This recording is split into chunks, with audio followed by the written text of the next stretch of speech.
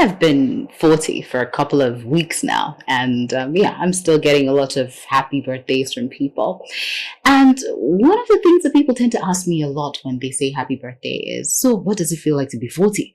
Do you see the world differently now? Are you feeling differently? I mean, do you want to do other things? I just realized that people were so curious about what it's like to be 40. And here's the interesting thing. This question wasn't even just asked to me by people who weren't up to 40 yet.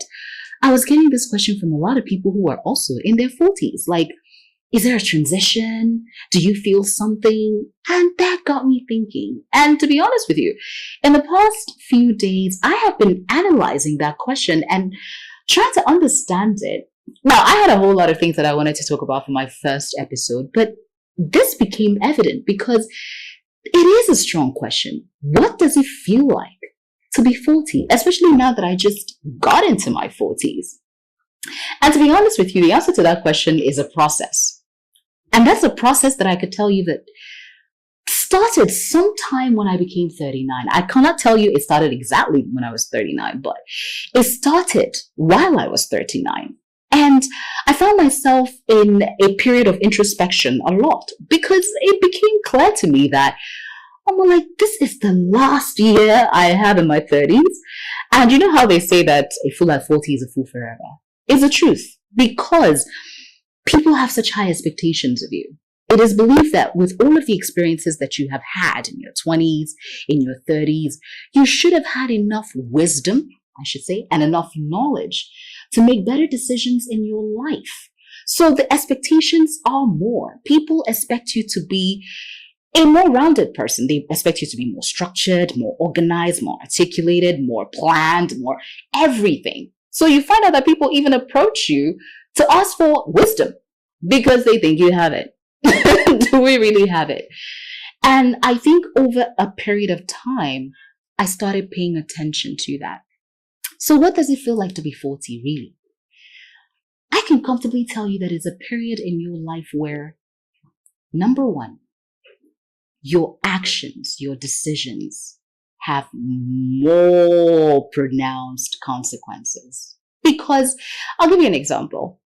If you make a bad business decision right now, if you were younger and you don't have dependents, nothing will happen. I mean, it's just you. You figure out how to sort out yourself.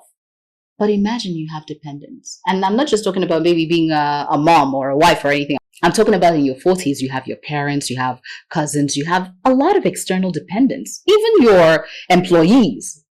People are now dependent on you, and you find out that if you decide to move 1 naira from one point to the other, the effect is going to be a whole lot more than what you expected on a regular time.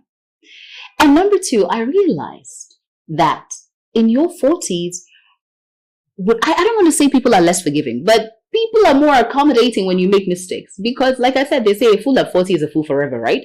I mean, you should have had time to sort yourself out. And I would say in the natural scheme of things, in your 20s, you're developing a lot of things. You're finding out more about yourself. You're testing things out. Now, it's believed that in your 30s, you have an idea of what you want to do with your life, right? And now you're consolidating, or rather, you are, would I say executing? You are building. Yes, in your 30s, you're now building on some of those things that you thought about, you discovered about yourself in your 20s. And then in your 40s, you are expected to stop experimenting, right? And start consolidating. But that's not really how it is for everybody. At least I'm speaking for myself and a lot of people that I have spoken to in the past couple of months. In your 40s, it's not really that automatic because some people in their 40s are still discovering themselves, what we are supposed to have done in our 20s, right? Some people are just building. They're just starting to build on that discovery they probably had in their 30s. Like people expected you should have been building in your 30s. And for some people, they've been building since their 30s and they've entered into their 40s. They're still building. There's no consolidation yet. Some are still even changing from one, career to the other. So what does becoming 40 mean? It's a period of time where you should basically get your SHIT together. I think that's just it. I think that's the easiest way to define what it feels like to be 40. Whatever it is you have been doing in your previous years, you need to put yourself together. Why? Because there are more people looking up to you now, not because of your age, but because it's believed you should have had experiences that should get you to this point where you know better. You are better. You function better. So when people walk up to you and ask you, how do you do this? It's not because they think you're the smartest person in the room. It's because they feel you've done it before and probably failed at it. And now you know how it should be done appropriately. And then you get to think, are you ready for that? And that's where the self-doubt comes in, right? Do I know it? Am I ready for that? Have I had the experiences that equip me for the answers to these questions that people ask? So, a few things that I have figured out or I am learning now that I am 40. Number one, I said it earlier, the consequences to my actions are even more.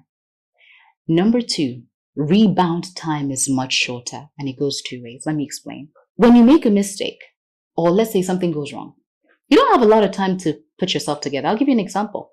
Let's say you make a money decision and it goes bad. Your bills are waiting now. They are not going to wait till tomorrow. Today, you have to pay your bills today. If you have to pay school fees today, you have to pay school. No, nobody is asking you whether you made a poor business judgment that made it difficult for you to pay. Rent is waiting. So you don't have time to go to bed and cry. I said to someone once, I don't even get the time to cry anymore. I don't even get the time to be depressed about a problem. It has to be solved, whether you're okay or not.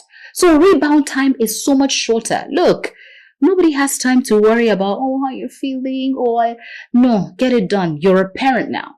You're a boss now. You're a child that your parents depend on now.